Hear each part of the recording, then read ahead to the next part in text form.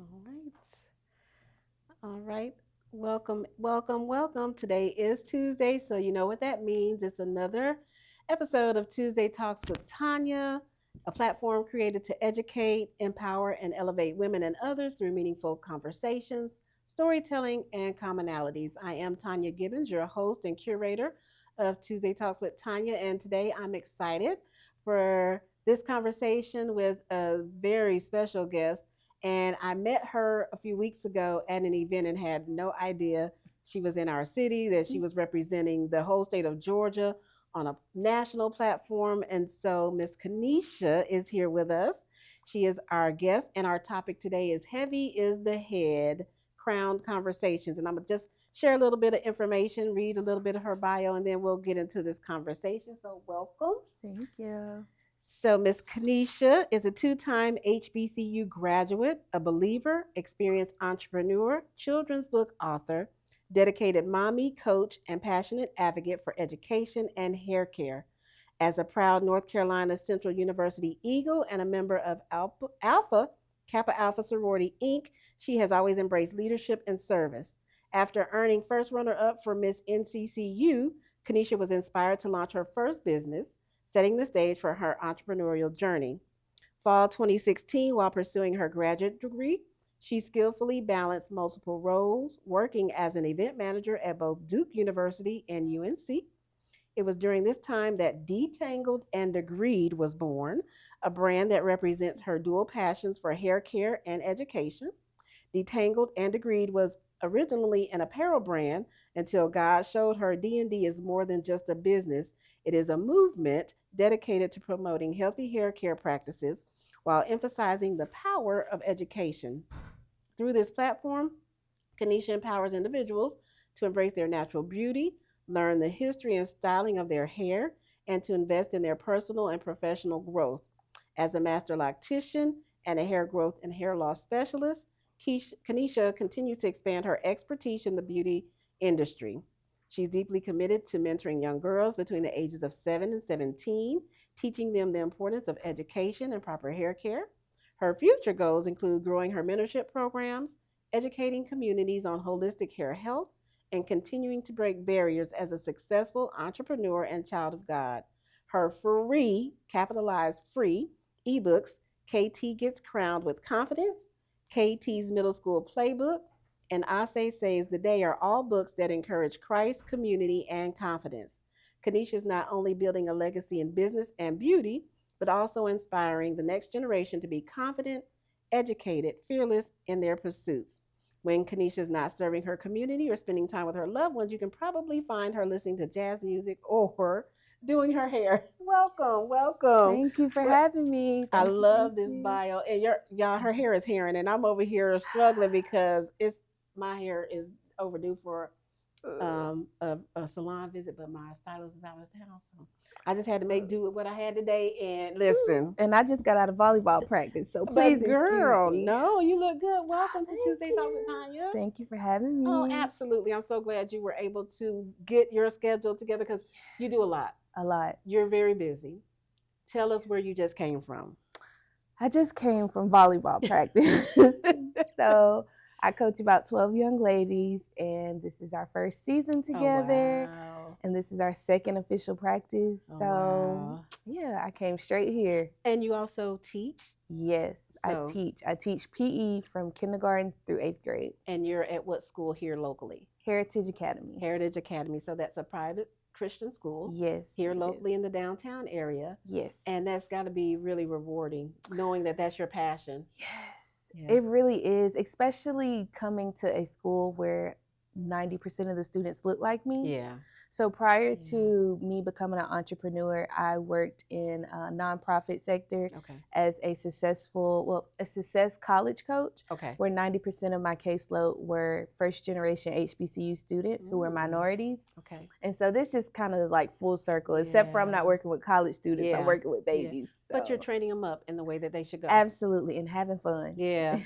So- That age, I guess, is more fun than the older kids because they get set in their ways and they have this mindset that they know everything and you can't tell them anything. I think that starts in 4th grade. 4th grade. Oh, Jesus. That's well. And you're probably right. Mm-hmm. My godson just went to the 6th grade. Okay. So yeah, and he's getting that kind of independent, and used to be my baby, want to be with me, and now he's just like, I don't have time. I got stuff to do. I'm like, you're 11. What do you have to do? So Kanisha, tell us about anything that I didn't cover in your bio that you would like us to know. You covered so much in my bio. And I won't skip ahead because I'm anxious to talk about a certain portion. But okay. you're born and raised here in Augusta? Yes, I was born at St. Joseph Hospital, but I've lived in North Augusta, South Carolina, and I went to college in North Carolina and Durham, North Carolina. So people always say, like, "Do you mean Augusta, Georgia?" Right. And I'm like, I know where I came from. Exactly. So, but it's all here. We're all family, Yeah. and I lived in North Carolina for 10 years, Okay. and then I moved to Georgia maybe about 7 months before the pandemic hit. Okay. And so I've been here ever since. And what were your degrees in? What are your degrees So in? my bachelor's degree is in mass comm with a concentration in marketing and broadcast, where I also had an internship at Howard University, which is really fun. And then my master's is in collegiate athletic administration. Oh. So that's where I worked at Duke and Chapel Hill, and I worked in marketing for athletics, and I also did like game day experience. So when you go to the games, and you have, you see the mascot doing competitions, you see people doing 3-point contests. That's what I did. Awesome. I love that. Fun fact about Howard, I was accepted to Howard University when I graduated high school in Fort Wayne, Indiana, but as life would have it, I chose not to go because I thought I was grown. Left my mom's house at 17, and college I just didn't ever make it to Washington, D.C. So where'd you go? So I ended up moving at 18 back to Oklahoma, which is where I was born, and got married at 19. And moved back to Indiana, and then I took 1 year of college at Indiana Purdue University in Fort Wayne. And then life happened, and then I just said, I don't have time for school. I got to work to make money, and so and I talk about that. I've had a conversation on my second podcast was about to degree or not to degree. That is the question. And I don't despise anyone that does go after a degree and gets that education, but I've been blessed through my life that I've been able to make it to where I am without one. And I'm glad you hit on that point. So this is my first baby, the Tangled in Degree. Yes. And I have it in parentheses because this could be for anyone who's pursuing a degree, who may think that they don't need a degree. It's for all of us. And then I have the Detangled, but also Tangled because that's for our lock sisters, sister locks, all of that. And so basically I just wanted to, it came about one night, me studying. I don't know if I'm. Yeah, no, you're good because this is exactly, your hair is the conversation or crowning glory. Why and how did you become a loctician? Oh, okay. Well, let me talk about D&D and then we'll get there. Okay. So I was in grad school and I was up all night till like 3 a.m. doing the twist out and studying. And just like life happens, the twist out was a mess and I failed the test. Oh, no. So I was like, okay, there has to be other people who experience this. Yeah. So originally I was selling merch, and I also had every Sunday a different natural hair influencer do videos to show other college girls how to perfect your hair. But I also came up with different studying tactics. Like I love jazz music. Yeah. I fell in love with jazz music when I was younger, but as I studied, that's what helps me retain the information. Yeah. And then as far as being a loctician, I was about 4 months pregnant when COVID hit. And I was just like, I know, right? Everybody's calling me like, stay in the house, stay in the house. Bless your heart. So I was sitting there and I'm like, okay, God, there has to be a purpose for me. Like volleyball gets me excited, but nothing else really gets me excited. Yeah. And so then I just heard like, you're going to do hair. And I've been doing my own hair since I was 5. My mama, I would go to my mama. I would say, can you part it like this? And she'll part it. And I go to the bathroom and I put a little bow in it. So, and my mom has 2 girls. And my sister, we have a lot of hair. So my mom would be like, if you want to. If you see her hair, it's like real. And it's long and it's thick. So thick. We broke a lot of combs. So I started doing my own hair, and then I was the girl in high school where the teacher would be like, this is not a beauty salon, because I was playing at everybody's hair. You're like, but it is for me. I know. I'm like, don't get me wrong, I was an honor student, but after the test, I'm going to play in your hair. Yeah. So then I would do my own hair, and some of my line sisters in college, And then COVID hit, and I was like, okay, I'm working in this position. It's a contract position, and it's going to end next year. So I have to figure out something. What you're going to do. And you're with child. Yes, absolutely. So you got a whole life to take care of. Somebody that's looking to me for all the answers. Like, what we going to eat today? Okay. And so then that's when hair, I was just like, let me start my own locks so I can start on myself. So I did have locks prior to this. Wow. And after that, it really, everything just fell in my life. Yeah. Like God was just like, all right, I'm going to give it to you, what you're going to do. Okay. And that's what I teach my girls. Yeah. Like God is going to give you the option, but how are you going to move? How are you going to respond? Mm-hmm. Yeah. And then after that, I started taking more classes and getting training and certified. And then wow. So you still do that now? Yes. On the weekends though, because Heritage keeps me busy. Oh yeah. I can imagine being a teacher and trying to do hair. That's like, because I know how I am, and I know I probably get on my hairdresser's nerve. Like, because people be like, so I have an event. I don't care what you have going on. Like, that's me. I'm her. I'm she. I'm so sorry. I'm like, girl, I got an event tomorrow, and I got to da. And it's today, and you just.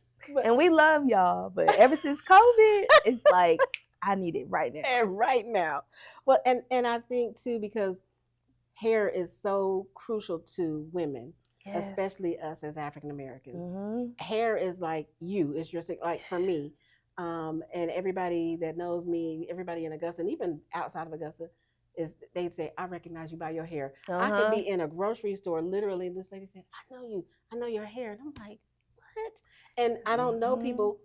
I will know some of them, but I'm like, so my hair is my signature. Yes. And so when my hair is not done, I don't feel right. I'm off.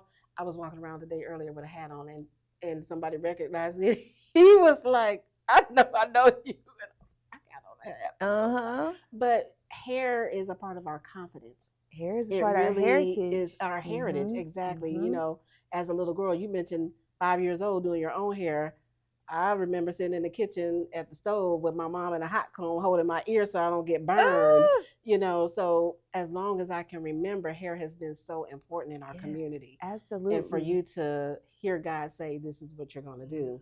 And it started with you, though. You were your own first client. Yep, because I'm so extra. At 5 years old, I would match my hair to my pajamas, and my sister would be like, you're going to bed. Like, even when you're going to bed. But honestly, Claire Huxtable, watching the Cosby Show, she would just sit at her vanity and brush her hair. And I was just like, okay, clearly that's what, as women, we're supposed to do. And for me, when I feel overwhelmed, I'd be like, I just need to sit down and do my hair. Wow. I need to do my hair. And representation matters. So Claire Huxtable, television, you know, those influences play a big part in how we maneuver and how we operate from a personal standpoint, from a, professional standpoint. So that's good to know. And your journey. So we talked about your hair, but tell me a little bit about the education piece. You're an educator at heart. Tell me about your journey into teaching and mentoring. Like, I know the hair piece, and you said God told you that. So how did the education piece come in? Honestly, y'all. She said. So I'm extra, and I knew that I did my research, and I found Heritage, and I knew I wanted my baby to go, but I was like, he won't be able to go till he's 6. Okay. So at 4, I scheduled a visit, 2 years in advance. That's okay. And because you're extra, but you're planning. Yes. Yeah. And so administration was just like, okay, well, let's give you a tour. So then I said, okay, well, I have some free time, even though I'm still servicing clients. But I'm a sub there, because you can go on a tour. I want to check and see what y'all do behind the scenes. You can go on a tour and it'd be like, y'all can show me the pretty stuff now and then. Later on, I'll be like, wait a minute. Okay. So I started subbing, and I really wasn't trying to get in. I was just subbing, and then the kids fell in love with me. Aww. And so then they called me and were like, we have a few positions, and I was like, okay, I don't want it full time. I'll check it out. Yeah. And then I would say, maybe like a week or 2 before nationals this summer, they called me and was like, we have a full position for PE, come interview. And wow, I was qualified. This is my first time teaching PE, but I've worked more so on the collegiate side. Okay. So now that I'm working with the youngers, it's like, it's different. I can imagine it's probably night and day. Night and day, yeah. Because our children are, the younger kids coming up, they're so impressionable but they're so far advanced than what we were. Mm-hmm. And then the flip side for the older kids, the college age, even middle and high school, they're just, I don't know, this generation, I don't know how we Got got here. here. Yeah. Got Honestly, it. y'all, I don't I know how think we it was got the here. pandemic.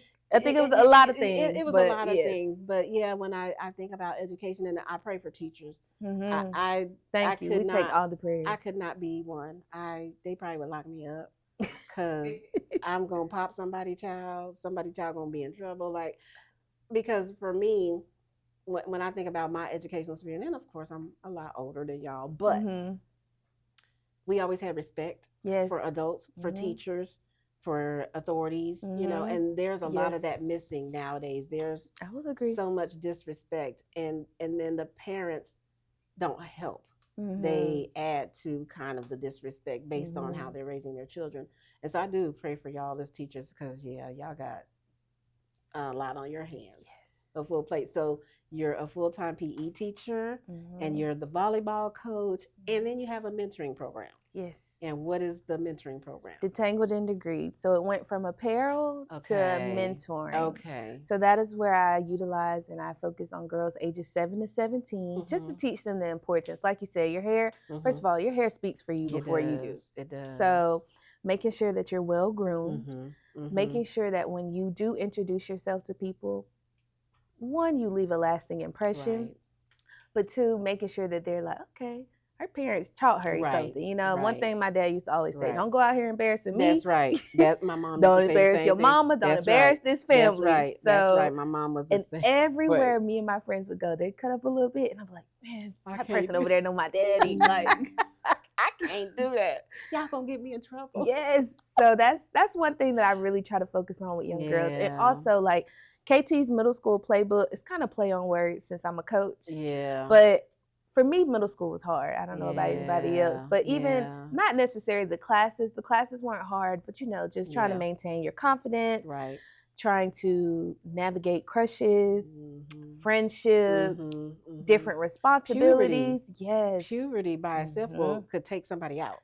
Absolutely. On top of bullying. Yeah. Like, I know nowadays we use bullying a little loosely, but it's a real serious. thing. It's a real thing. It's and serious. So I wanted to be able to put something in the book to where my girls could go back and be like, you know what? I had a hard time today listening in class.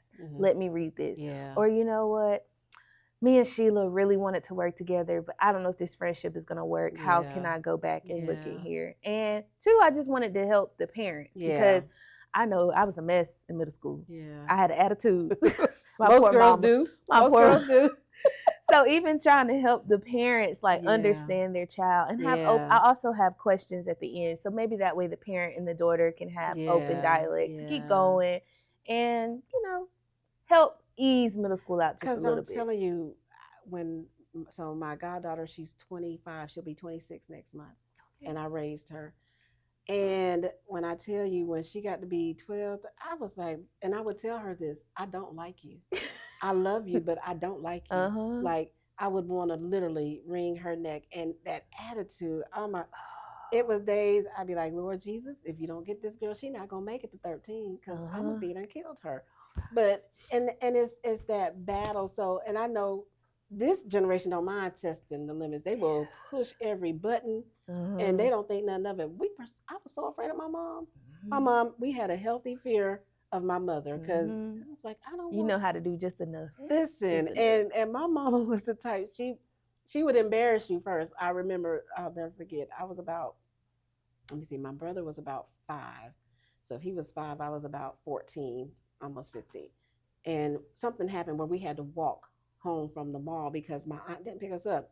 We were at my stepsister's cousin's family house. We outside, it's all these kids. And my mama came up there raising holy hell and whooped us outside in front of everybody else. Like, this lady crazy. So I never wanted to push her buttons. But this generation is just like, so I think having something like this that can help parents and children navigate relationships, because the family unit to me is breaking down.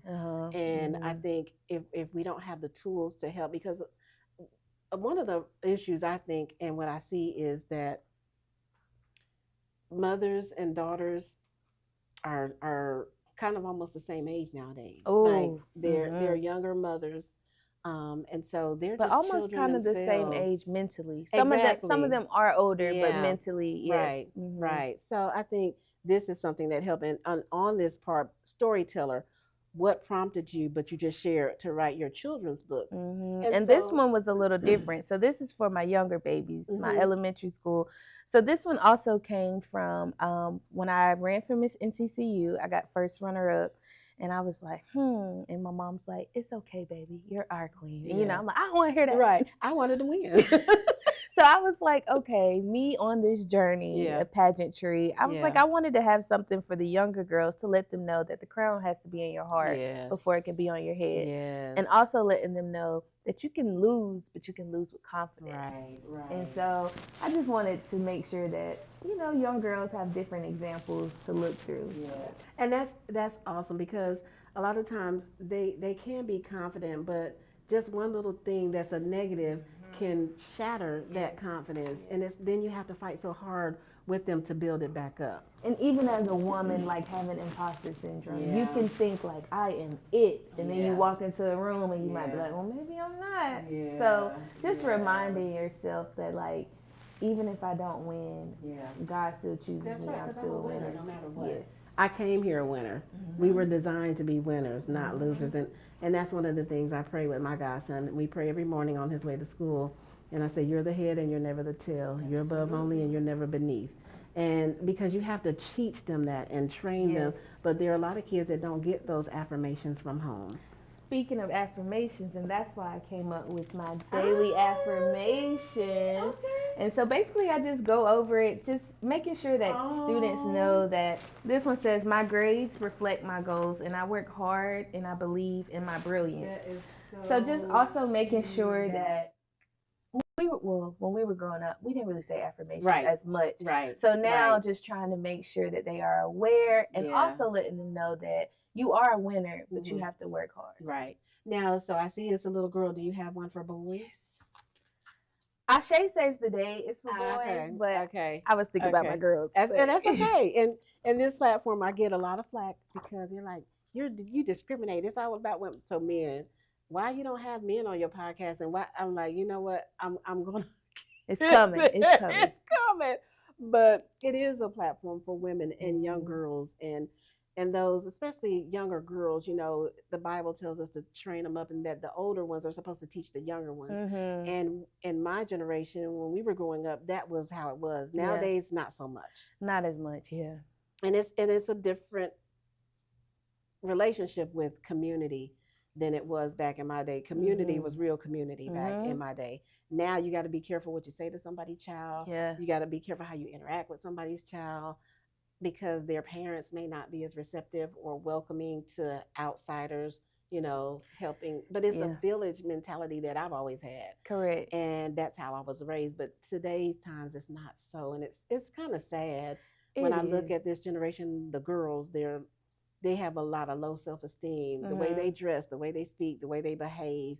And so I think you in your position and the things that you've come up with from a book's perspective, but now we're going to transition, because I like this, the journey to Miss Black Georgia. How did that come about?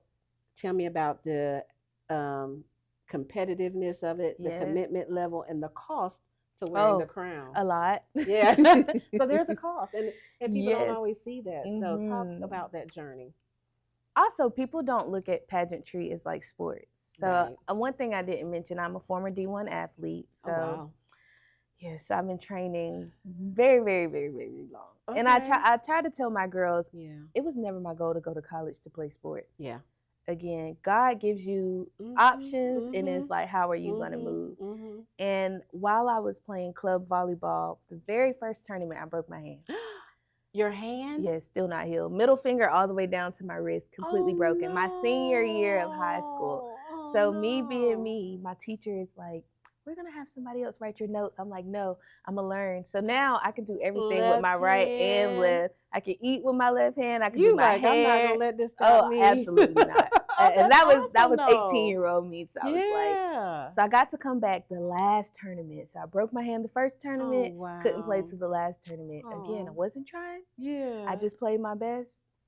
A team saw me and was like, Central was like, come on down to North Carolina. Scholarship. And that's when I was, yes. And that's why I told my girls, like, yes. Also, my senior year, I got benched prior to breaking my hand. So it was, I probably played 2 games. In those 2 games that I played, but they got you a scholarship. and I got benched because my attitude. And I get See? it. I get it. But I get it. And I learned from it. And that's what I tell my girls. My parents have been great in raising me and my sister. However, a lot of who I am came from my coaches. Okay.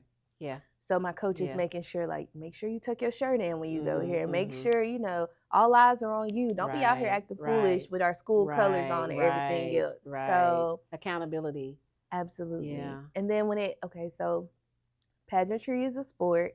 And I was like, you know, in the next few years, I might want to get married, have more kids, but I need to do something selfish. That's right.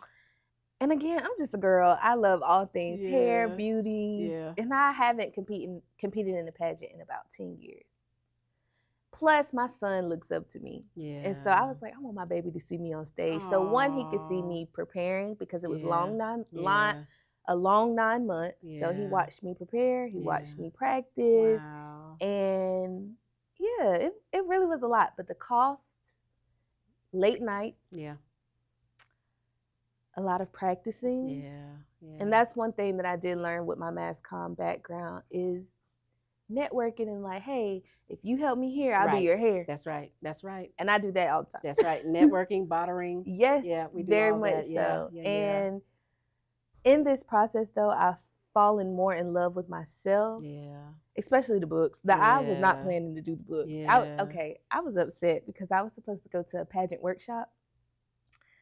And I got sick like 6 hours before I was supposed to get on the road. 6 hours before? So, you know, I was sad. So I'm on the couch like, I was supposed to be in Memphis. And then I just hear like, write the books, finish the book. Because I started these prior to COVID. Oh, wow. And then I was just kind of like, you know, life happens. It is what it is. It's like, yeah, that's not important right now. And then it's like, okay, you got 4 days where you would have been at the pageant workshop, but now you have the time to do what you need to do. And I'm grateful. And, you know, I love that because a lot of times we don't pay attention to God telling us to do something. And we think of something as a negative, but it's actually something for our good. Yes. And that scripture tells us all things work together for the good of them that love him. And so, you know, that's how Tuesday Talks happened. Yes. So I'm driving to Tennessee, stuck in traffic, coming back home from family reunion in Missouri.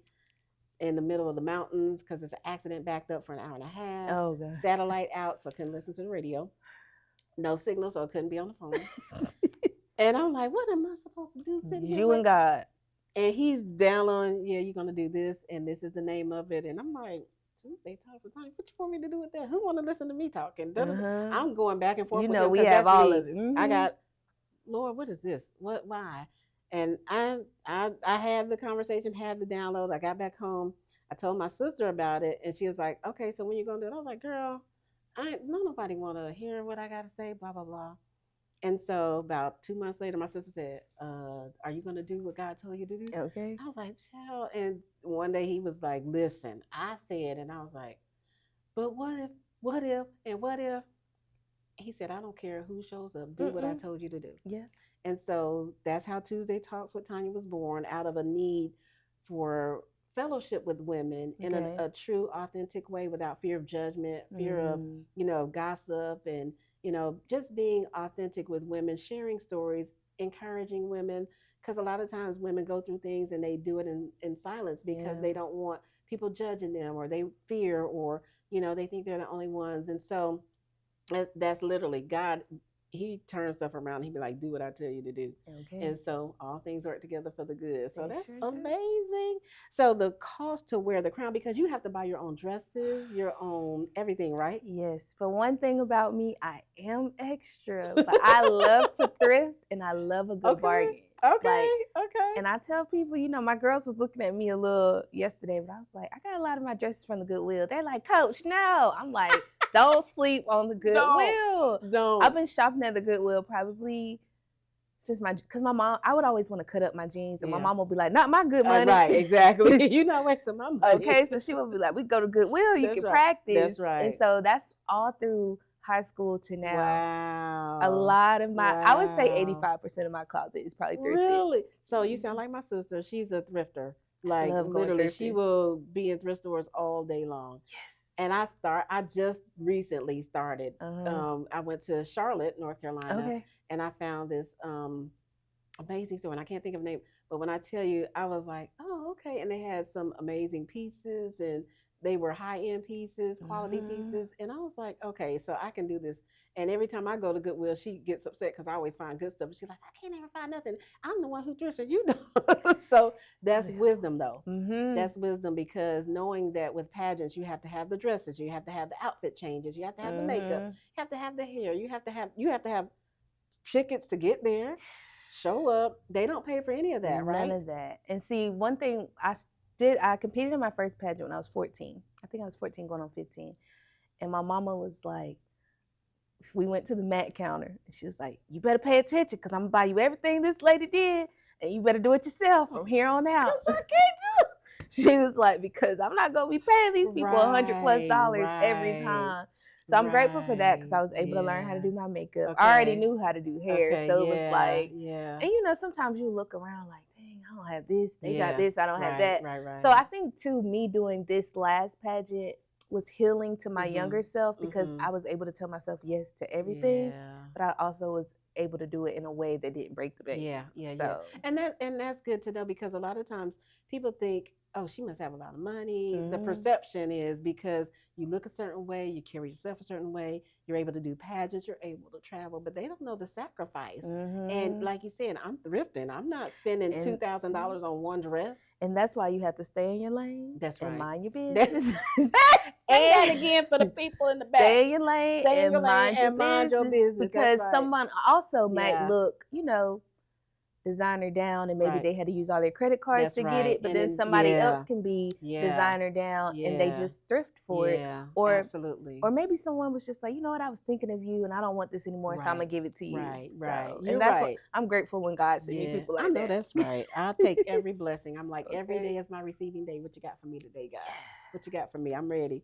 So tell me about so from a competition standpoint, and that too is another reason Tuesday Talks exist, because I tell women all the time, I'm not in competition with you. I like to compliment you. I like to come alongside women. I like to support. But when you're talking about pageantry, you know, a lot of that is competition. You have to, you know, perform and you get judged. Like, so what is the atmosphere like with women? Are they cordial, or is it always like a contentious kind of thing because they want to win and may not necessarily want to be nice or be friendly because of the competition? Like, what is that like? So to your point of saying compliment over competition, I tell my girls all the time, collaboration over competition. And I mean, women are women. Yes. Women are women, but also I was able to make a lot of great connections with people, but you also have to be like, hey girl, but I still want to win. Right. Like, hey girl, but I'm still gonna beat you, but it's fine. Okay. Yeah. So I think it's all about discernment too, making sure that you know you're aware, that you're here for business. Like, yes, I am having fun. I had a lot of fun on stage, but I'm also here for a business, and I'm also here to represent a state, and not just myself. Right. So, just like anything, you know how it is. And that's the other thing too. You're representing the whole state of Georgia. Like, so how fun is that to say, hey, I'm the face of Georgia for Georgia Peach? Yeah, exactly. Honestly, I don't even have words for it, to be honest, because it's not like I'm just representing, you know, like my local church or anything. It's like, so it's kind of like when you're representing a university, people are going to be like, oh, did you see Georgia did this? But then they're also going to be like, y'all know what's going on in Georgia. So, yeah. You know. And that's why heavy is the head. People don't understand the weight of having to be the face of something or representing somebody, or even creating books, because, you know, that's whoever consumes the book, and if maybe it's something negative, then they might look at you. But at the end of the day, heavy is the head that wears a crown. And I tell people all the time, be careful that you don't get caught up, because it's easy to do. You think you want this position, or you think you want to be like me, or you think you don't know the cost. And it costs not only time, but it costs you some mental stuff sometimes. So from a mental health perspective, how do you protect your mental health? And I tell people all the time, it might look good, but you don't know. Right. Exactly. But to protect my, honestly, jazz music, I listen to jazz music. I like to go fun places with my son. Like we will go putt-putt, or either we'll go out in the backyard and play around, or sometimes just calling up my line sisters like, what we doing this weekend? Or what can we do next month? And I always plan for homecoming. Homecoming is always the weekend of my birthday. So we make it a big deal. But I'm also like, if I can make it to October. If I can make it to October. Yes, October babies. Yes. Oh, what's your birthday? The 29th. 27. Okay. Woo woo. Yep. Scorpio. Yep. So, and honestly, going to church too. Like, even if I'm like, this morning my hair didn't come out right, my baby acting up, but it's like as soon as I get in church, I'm like, I'm glad I came. Right. You push.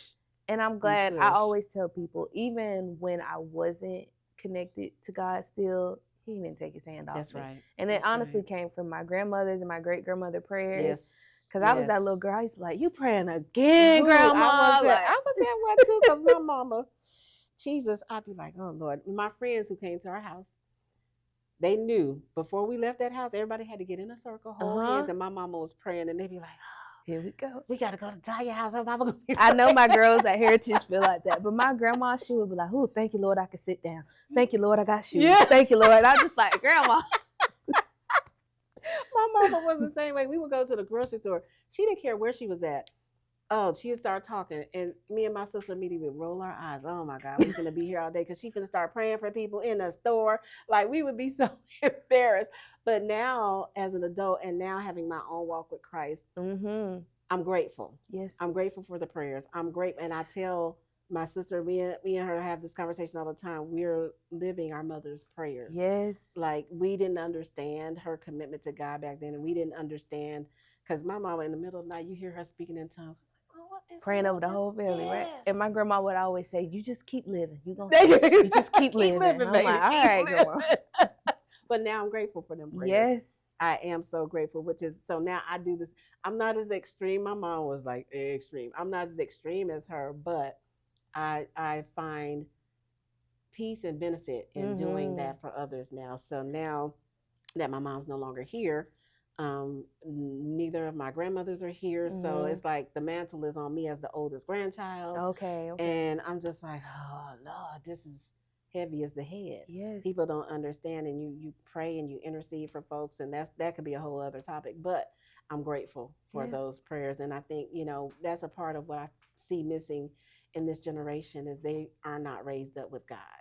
Their parents don't go to church. They don't go to church. They don't have a relationship with God. Yeah. And they're standoffish when you introduce God to them. Right. So it's like, okay, how do we navigate this and introduce these folks to Him so that they know there's a better way, there's a better life?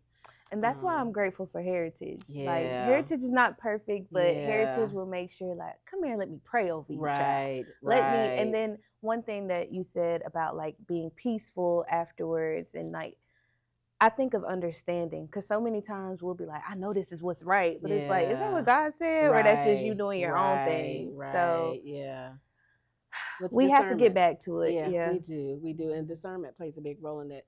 Is this me, myself, and I, or is this God coming alongside me? Because a lot of times we can do a lot of good things, but is it a God thing? Okay. So, and there's a difference. Yes. I think about the good we think we're doing in the world, but sometimes it's harm. A lot of times we're trying to save everybody. We're trying to be that superhero. And I've had to tamper back on how I respond to different situations and circumstances, because I'm not the savior, He is. Oof. But a lot of times we step in and insert ourselves so that we become the hero or the savior. I didn't tell you to do that. Right. Why did you do that? That was not your business. And so I'm learning, oh, that's not my assignment? Okay. And like you said, with the good versus God, I Mm-hmm. have so many, and I'm grateful for all of the advice, but I have so many people saying, "What? You giving away the books for free? You need to do this, you need to do that." And I have to step in and say, I understand what you're saying, Mm-hmm. but God is taking care of me Right. and my family. And Right. if God Right. wants these to be free, they'll They be gonna be free. free. But if God tells me to charge the next set of books, okay. But people will always Yeah. try to, even being Yeah. an entrepreneur. Yeah. I Yeah. had 2 different salons and they Yeah. were very successful, but you Yeah. always have people be like, but what if you do this? And what if Yeah. you do Yeah. that? And Everybody it's, has you an know, opinion. Mm-hmm. and Mm-hmm. so you honestly just figuring out what God has for you, because if you take advice from everybody, Yeah. you You'd be be up some late crazy. nights. Yeah, Yeah. you'd be crazy because you're doing too many things and it's not necessarily the right thing. Right. And again, not the God thing. And Mm-hmm. so and you have to pray over your business as entrepreneurs. You have to know how to pray over your business. You have to, Mm-hmm. like, I'm intentional about the prayers. I'm like, send me the right, Yes. send me the right clients. Because Absolutely. I can't, nor do I want to be aligned with everybody, Whew. especially with my name, my brand. Absolutely. Everything has to align with who I am. And I see we have a question. Somebody said, "Oh, John Milton wants to know, what is your mission?" What is my mission? Mm-hmm. My mission is to introduce as many people as I possibly can to healing through hair and education. Awesome. Okay. Thanks for that question, Yeah, John. We thank you. appreciate it. Thanks for the engagement. Yeah, and a lot of times our mission, it should line up with what God's purpose and plan for us. And so it Mm-hmm. sounds like you're walking in your purpose, in your mission, saying, hey, these are God inspired books. This Mm-hmm. journey that I'm on is because I'm listening to God, Yeah. and he has a plan for me. And I think too, the impartation into young women, they really need that. Mm-hmm. Some, if they don't get it at home, at least when they come to Heritage and they Yes. encounter you, Mm-hmm. then they're going to get that nurturing, they're going to Mm-hmm. get that confidence built up, they're going to get that relationship where they, hey, if there's a problem, hey, Miss K, can I come talk to you because this is Mm-hmm. going on? They build trust. And that's a lot of times what we don't see in communities. Children don't really trust adults a lot Yeah. nowadays. Mm-hmm. And I don't know why. Well, I do know why. There are several reasons, but I think one of the things we have to do is learn to get our children to trust the right individuals, Yes. because we do know there are people that prey on our children, people Mm-hmm. that mean our children ill and harm. But building healthy relationships from a teacher's perspective, Right. from a parent's perspective, from a community perspective. Mm. And so those are some of the things. And I was looking at some stats, and when I talk about the pageantry piece, I remember when Vanessa Williams Mm-hmm. was crowned as she was Miss America, Mm-hmm. and that was in 1984. 84. Yeah. I was like, and she was the first Black, and I just remember all of the fanfare and the hoopla. We were so proud. I was a Mm-hmm. teenager at that time, and just to have somebody that looked like me representing Mm-hmm. America, and that was pretty and that was well versed, Yeah. and so when, and you saying that for you and your son, you wanting him to see you on a stage, Yes. so that, and you being selfish, saying, I'm gonna do this for me. It's not about anybody else. Mm-hmm. It's just about me and the goals that I have for myself. And sometimes I think we leave our desires to the wayside trying to take care of everybody else, especially if you have children. Yeah. How important is that for you to make sure that you're doing what Kanisha wants to do? Mm-hmm.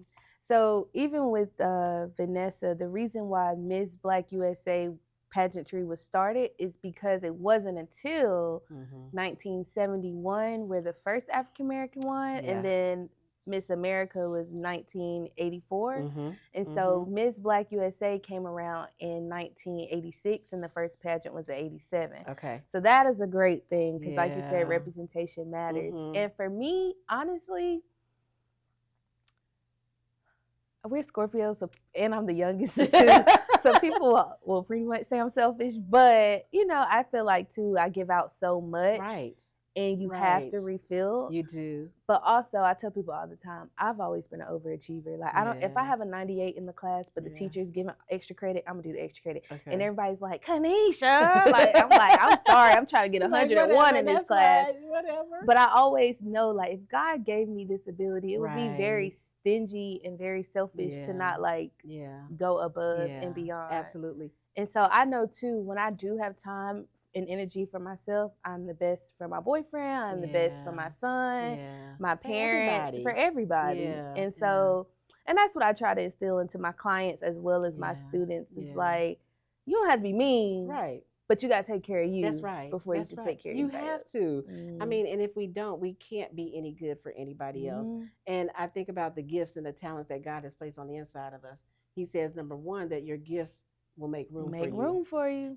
But he also says everything that we do it in a spirit of excellence. Yes. As unto him. And so being an overachiever, because I'm like that, like I love people, I love community, and I love things to work. I like people to work. And so it's frustrating when it doesn't or they don't. Yeah. You know, but and I don't change who I am to fit a situation. I am who I am. I'm bold, I'm confident, and what you see is what you get. And that's part of us as Scorpios. Like I tell people I'm that quiet storm. I'm good, and as long as we good and chill, but if you ever cross me, then that's a different story. But my goal and intention is always to help, to uplift, to observe, to support, because I feel like I am here to come alongside others and make them their best selves. Right. We all have a job to do, and it's like I pour into people so much, but then I have to take time out for me and be selfish and say, you know what, not today. Like I can have signed up for something, and my younger self, I had to be at everything. I had to show up for everybody. I had to show up for everything. Nowadays, I'm like, oh yeah, I ain't gonna make it. Like I'll get home, put on my pajamas at 5:00. That was never me. And my friends looking at me like, girl, you at home on a Friday? It's 5:00 and you up? Because I've learned over the years that I was burning myself out, trying to please people, trying to do so much for others. And then the flip side of that, the reciprocity isn't always there. Right. And not that you do it because you want people to do so for you, but every now and then you want people to think about you the same way you think about them. But learning to take care of yourself. My thing, I love music as well. I love live music. I love jazz. I love old school R&B and neo soul. So I can fill up my bathtub with some Epsom salt and some bubble bath, put on my Bluetooth speaker with some music, and I'm good. Yes. Light a candle, I'm good. Before, it was like run, run, run, do, do, do, go, go, go. And I had to take a step back. So John Milton has another question. He says, are you confident or arrogant in your walk? Oh, I think I would have to say confident. Okay. But also, people who lack confidence see people with confidence as arrogant. True. So I agree. It's all about how you feel about yourself. That's right. Before you can check anybody else. That's right. I agree. I used to get that about a former boss of mine. People would say, oh, he's arrogant, he's this and he's that. And I'm like, is that how you really see it? Because that's not right. He's confident in who he is. He's confident in what he knows. And if that confidence to you is arrogance, what's wrong with you? Like, no, but I don't think. Now I know there are arrogant people. I know, and I know the difference. But I think a lot of times, especially in our community, we feel like we can't be confident because we've been shunned so long and we've been told to be quiet. Right. We've been told we don't have a voice, we don't have rights, we don't have this. And so when one of us steps out of line and says, oh, no, that's not for me, I am going to be bold, I am going to be confident, then others look at us like, you kind of like the crab in the barrel mentality. You'll get us in trouble. Absolutely. You're like, so a lot of times I think it's just kind of the way you were raised and what you see and think about yourself. Because I didn't always love who I am, but I do now. And so now that I do, I don't care what nobody say or think, because that ain't my business. Take it up with God. Right. So, and I tell people all the time, I'm not perfect, but God is. That part. And that part. A lot of my communication goes with my auntie. So I tell people all the time, I'll call my auntie and be like, I'm about to be 30 this year. What's some advice you wish you knew when you were 30? Yeah. Again, extra. Awesome. And so when I was 28, about to turn 29, my aunt was like, 30's gonna rock your world. Like it's gonna boom, boom, boom. So I was like, okay, I'm 28. How can I get on that before I get to 30? So for my 29th birthday, I paid for a year of therapy. I went to holistic therapy for a whole year because one, I'm like, again, I'm an overachiever. Yeah.